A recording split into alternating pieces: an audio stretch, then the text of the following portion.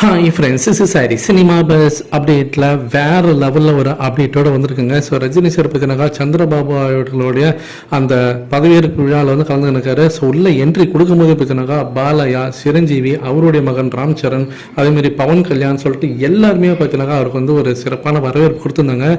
அந்த சத்தம் ரஜினி சார் உள்ளே வரும்போதே அந்த காம்பேரிங்கில் அவங்க சொல்லும் போது கமெண்ட்ரேட்டிவ் பேக்ரவுண்டில் தலைவான்னு சொல்லும் போதே அந்த சத்தம் வேறு லெவலில் இருந்தது. ஆந்திராவில் ரஜினி சார் அவர் இன்னும் பார்த்தீங்கன்னாக்கா ஒரு பெரிய ஸ்டார் அப்படின்றத அது வந்து மீண்டும் நிரூபிக்குது அப்படி தான் சொல்லணும். ஏன்னா அவர் வந்து ஒரு பொலிட்டிஷியனாக போல் ஜஸ்ட் ஒரு ஸ்டார், சினிமா ஸ்டாராக தான் போயிருக்காரு, ஒரு விவிஐபிஐ தான் போயிருக்காரு. அதற்கே பார்த்தீங்கன்னாக்கா வேற லெவலில் இன்னும் அந்த மக்கள் எந்த அளவுக்கு ரஜினி சாரை ரசிக்கிறாங்க, எந்த அளவுக்கு இன்னும் அவர் மேலே வந்து அந்த ஒரு அன்பு வச்சிருக்காங்கன்றதுக்கு ஒரு மிகப்பெரிய எடுத்துக்காட்டு. ஆனால் அதையெல்லாம் தாண்டி பிரதமர் மோடி அவர்கள் அந்த மேடைக்கு வரும்போது ஒரு பக்கம் சிரஞ்சீவி, இன்னொரு பக்கம் பவன் கல்யாண், ரெண்டு பேருமே பார்த்தீங்கன்னாக்கா ஒரு பாச மழை பொழிந்தாங்க. அதை நம்மளால பார்க்க முடியுது, அதை நம்ம குறை சொல்லலை.